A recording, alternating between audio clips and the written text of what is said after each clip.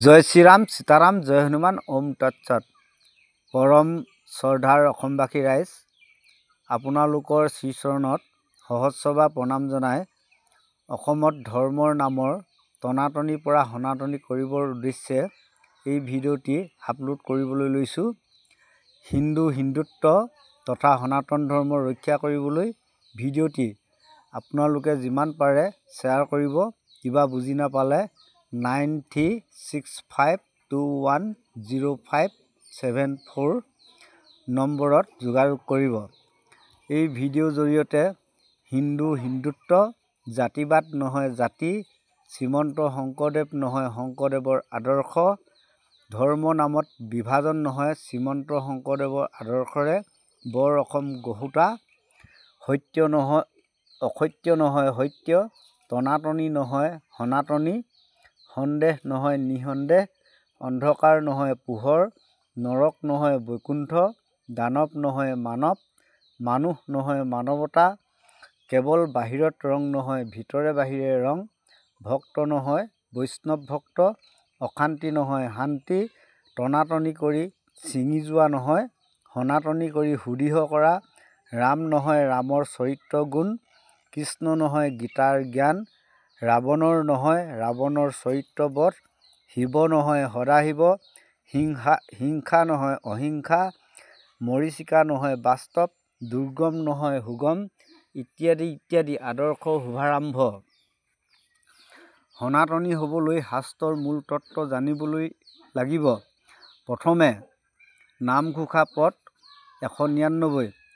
মূৰ ভক্তিযুক্ত যোগীৰো জানিবা, মোতেহে চিত্ত যাহাৰ, জ্ঞান কৰ্ম বিনে কেৱল ভক্তিত পাৱয় সংসাৰৰ পাৰ। এই পদৰ মতে জ্ঞান মাৰ্গ আৰু কৰ্ম মাৰ্গত সংসাৰ পাৰ হ'ব নোৱাৰে, থাকিল ভক্তি মাৰ্গ।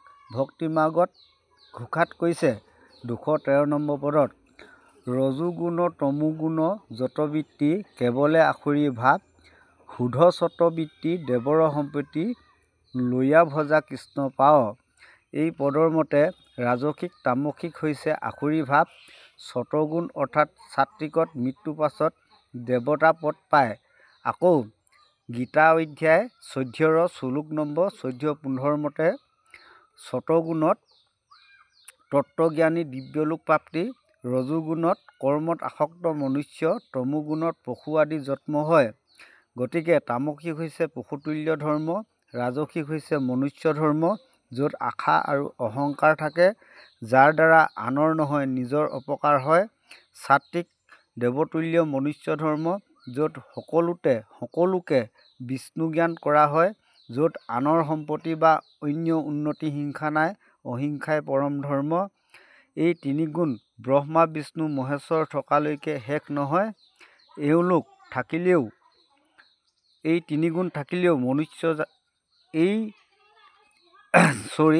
এওঁলোক নাথাকিলে মনুষ্য জাতিও নাথাকিব। হ'লেও এই তিনিগুণ অতিক্ৰমৰ উপায় শাস্ত্ৰই বিধান দিছে। এই তিনিগুণৰ অধিকাৰী হৈছে বৈকুণ্ঠপতি নাৰায়ণ বা সদাশিৱ, যিজন সগুণ মানে মায়াগুণ থকা ব্যক্ত সগুণ ব্ৰহ্ম, যিজন পঞ্চভূতৰ দেহৰ অধিকাৰী পৰম আত্মা, বৈকুণ্ঠৰ ওপৰৰ দ্বাৰকাপতি চতুৰ্ভুজ বিষ্ণু, যিজনক বাসুদেৱ বোলে, যিজন নিৰ্গুণ ব্যক্ত ব্ৰহ্ম, যিজন হৈছে আত্মা, দ্বাৰকাৰ ওপৰত অব্যক্ত নিৰ্গুণ নিত্য অক্ষয় ব্ৰহ্ম, যিজনৰ স্থান পাবলৈ গীতাশাস্ত্ৰৰ মতে ক্লেশ আৰু অতি দুখেৰেহে অব্যক্ত স্থানত লাভ কৰিব পাৰি। গীতা 14 নম্বৰ অধ্যায় শ্লোক নম্বৰ 5। সেয়েহে দ্বাৰকাপতি নিৰ্গুণ ব্যক্ত ব্ৰহ্মক একনিষ্ঠভাৱে পুজি বৈকুণ্ঠপতি নাৰায়ণ বা সদাশিৱক আৰু প্ৰভুৰ 22 অৱতাৰ গুণগান শ্ৰৱণ কীৰ্তন কৰিবলৈ ভাগৱত শাস্ত্ৰই প্ৰকাশ কৰিছে। দশম স্কন্ধ শেষৰ চোৱা ৰুদ্ৰ মুখখন পদৰ সংখ্যা 1047 পৰা 1048। হে ৰাম ৰাম এহি জানি হৰিহৰ ভেদ নকৰিব, দুয়োৰো নাম গুণ কেহে সততে শুনিব, দুয়োৰো দুই আত্মা বেদ পুৰাণে প্ৰমাণ যিটো ভিন্ন দেখে সিটো পৰম জ্ঞান কিন্তু একনিষ্ঠ কৰি কৃষ্ণক ভজিব ব্ৰহ্মাহৰ চৰাচৰ কৃষ্ণতে দেখিব কাহাকো অসূয়া নকৰিলে ভেদ ভাৱ তেবে অবিলম্বে পাইব পৰম প্ৰসাদ হৰ মানে সদাশিৱ যে বৈকুণ্ঠপতি তেওঁ যে সাত্বিক তামসিক ৰাজসিক গুণৰ অধিকাৰী একে অধ্যায়ত পদ 977 পৰা 978লৈ এই হব অংশৰূপে সবাতে আশ্ৰয়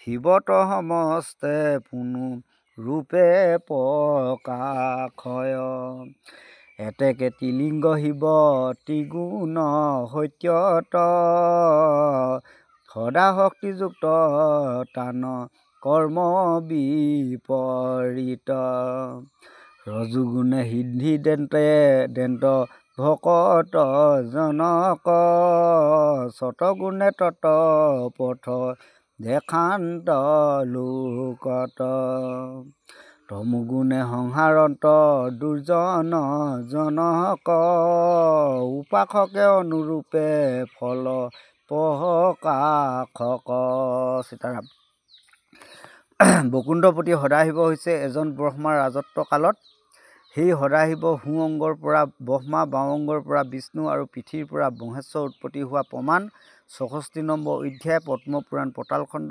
গদ্যভাগ অনুবাদক সুৰেন্দ্ৰ কুমাৰ দাস দেৱৰ শাস্ত্ৰ পঢ়িলে পাব উক্ত শাস্ত্ৰতেই নাৰায়ণৰ নাভি কমলৰ পৰা অন্য এজন ব্ৰহ্মা উৎপত্তি হোৱাও প্ৰমাণ আছে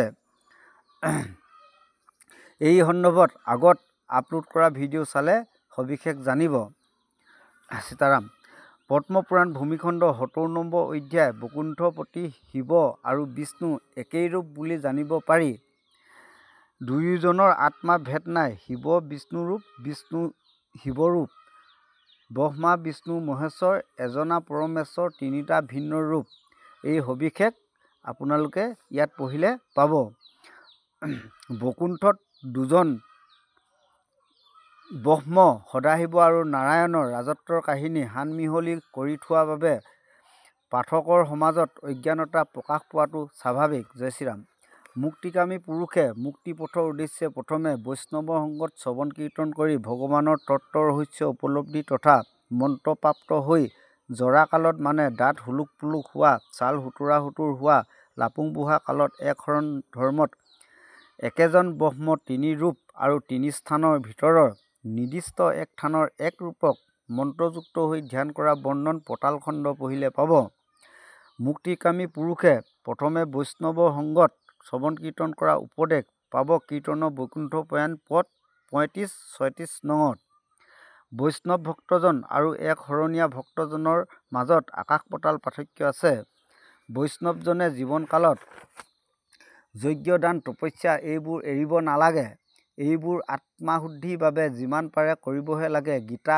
অধ্যায় 18 শ্লোক নম্বৰ 4-5-6 কিন্তু এক শৰণ কৰাজনে পদ্মপুৰাণ পতালখণ্ড 51 নং অধ্যায় মতে তিনিবিধ দুখ কষ্ট মানে মানসিক কায়িক বাচিক বা তামসিক ৰাজসিক সাত্বিক ভোগ কৰাৰ পাছতহে শ্ৰীকৃষ্ণ মানে হৈছে তিনি স্থানৰ তিনি ৰূপৰ এজনৰ শ্ৰীকৃষ্ণৰ ভিন্ন অন্য দেৱ দেৱীৰ মূৰ্তি প্ৰসাদ গুণগান নকৰিবলৈ প্ৰকাশ কৰিছে কিন্তু কেতিয়াও অন্য দেৱ দেৱীক নিন্দা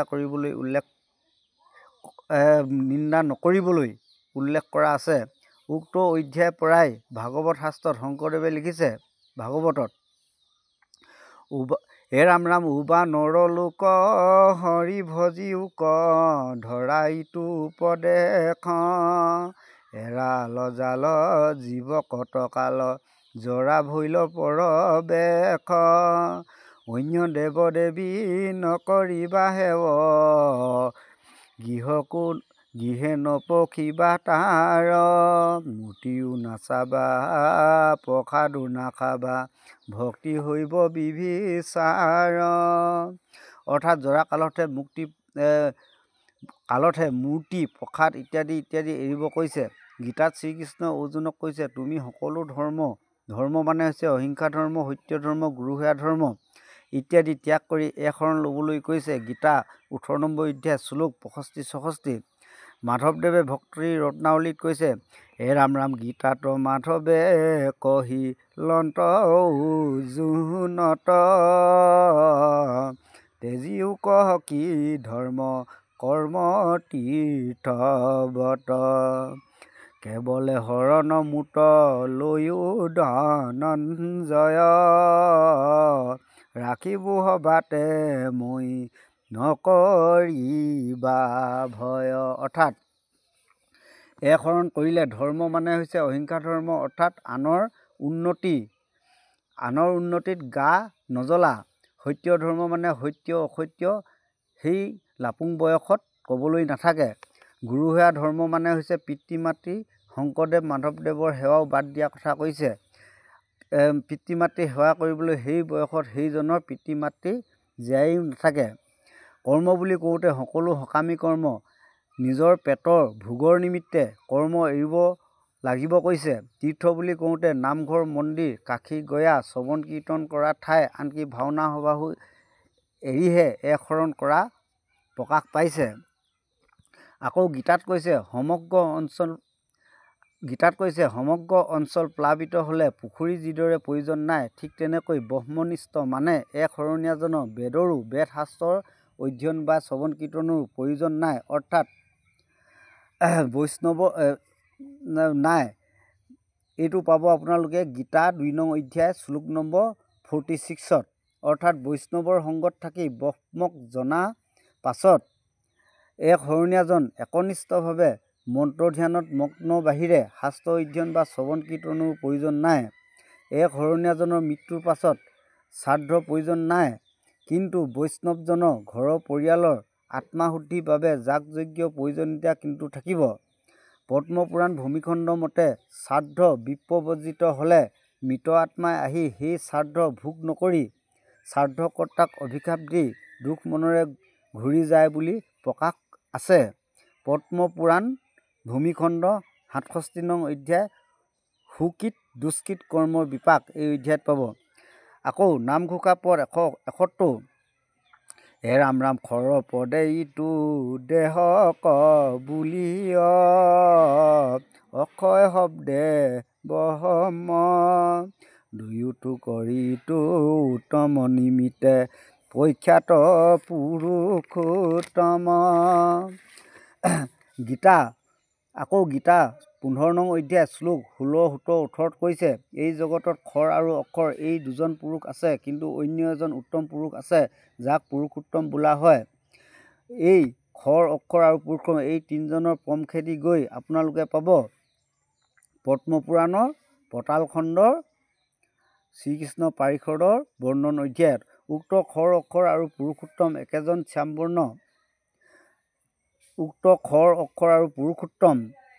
একেজন শ্যামবৰ্ণ অব্যক্ত নিৰ্গুণ অক্ষয় ব্ৰহ্ম তিনি ৰূপ আৰু স্থানৰ বিষয়ে জানিবলৈ উক্ত পদ্মপুৰাণৰ পাতালখণ্ড 39 নং অধ্যায় শ্ৰীকৃষ্ণ পাৰিষদৰ বৰ্ণনা পঢ়িব।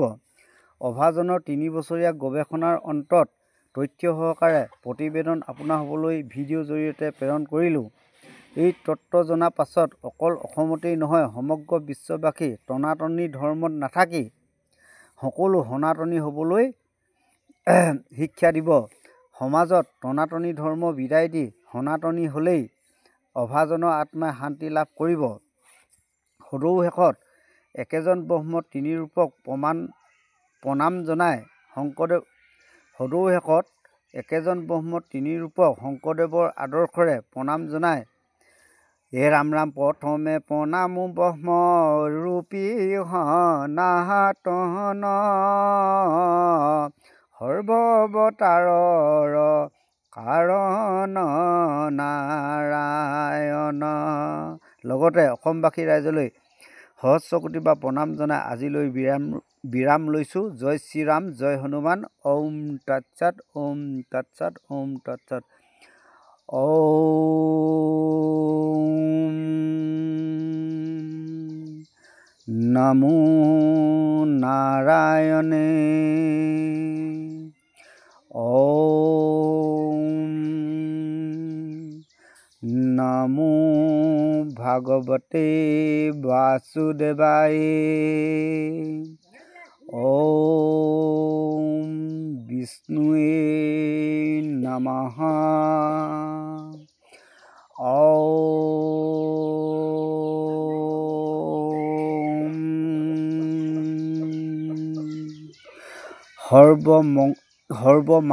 মানৱ জাতি কল্যাণৰ অৰ্থে নমো নমঃ ওম তৎসৎ ওম তৎসৎ ওম তৎসৎ সীতাৰাম।